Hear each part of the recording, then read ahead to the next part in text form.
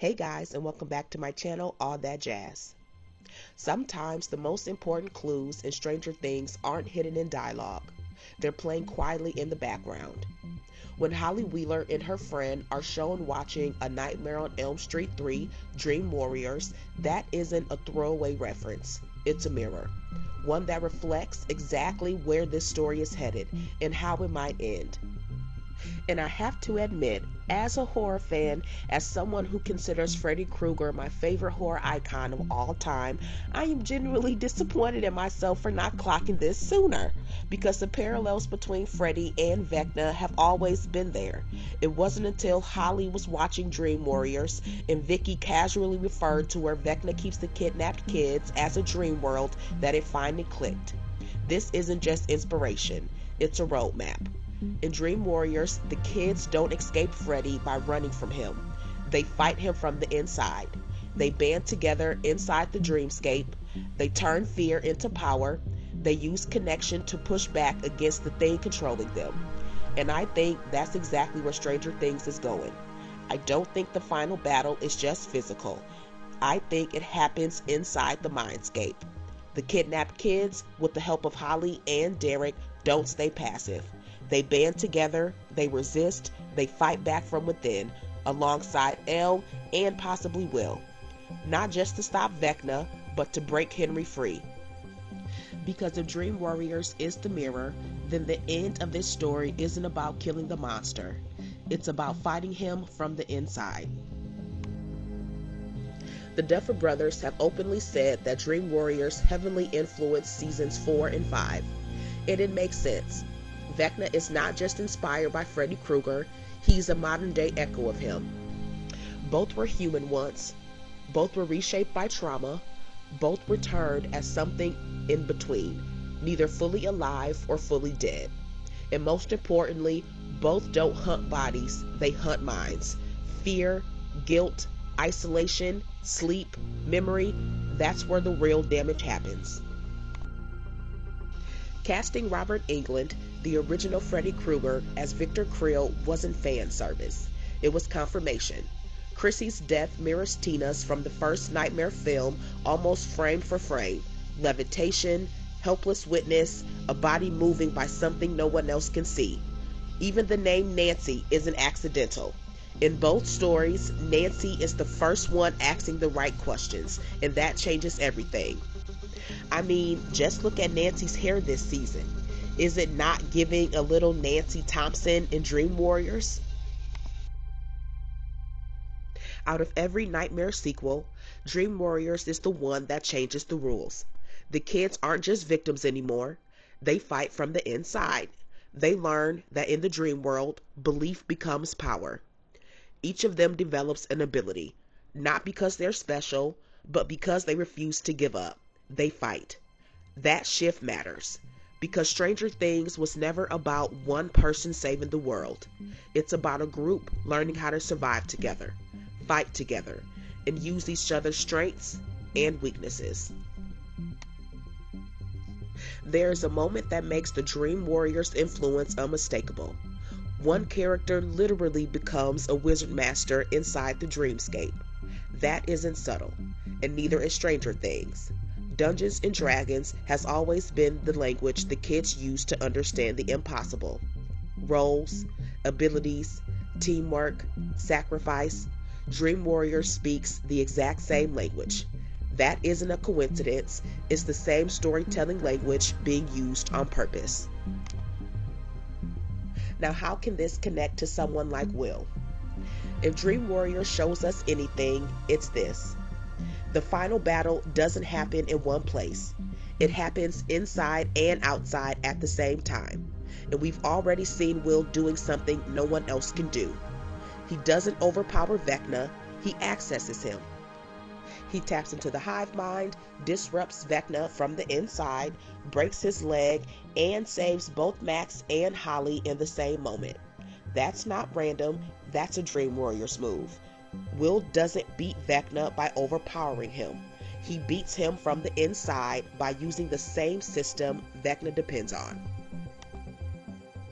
Will proves something crucial, that Vecna's control isn't absolute. that the hive mind can be accessed, and that the fight doesn't just happen in Hawkins. It also happens inside. But Will can only hold that door open for so long. And once that door exists, someone else has to walk through it. That's where Holly comes in. After Vecna recaptures her, Holly wakes back up inside his mindscape at the Creel house. This is after Henry already manipulated the other children into believing Holly needs to be brought back to the light. Holly goes to Derek, and this moment matters more than it seems, because Derek already knows the truth. He knows Mr. Whatsit is Vecna. But when Holly demands he tells the others, he lies. Not because he believes Henry, but because he's terrified. Vecna has already threatened his parents and his sister. Derek stays silent because fear still works on him. That's exactly how Henry keeps control. Isolation, fear, false heroism.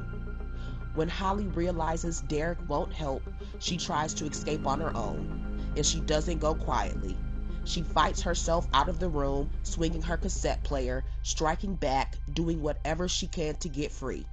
But the other kids overpower her, not because they're evil, but because they've been convinced that they're saving the world by stopping her.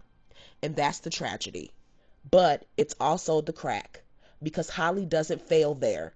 She exposes the lie. She proves that it only takes one child seeing the truth to destabilize the entire system. And this is where the Dream Warriors parallel becomes impossible to ignore. In Dream Warriors, the kids don't defeat Freddy by escaping the dream. They defeat him by using the dream itself against him.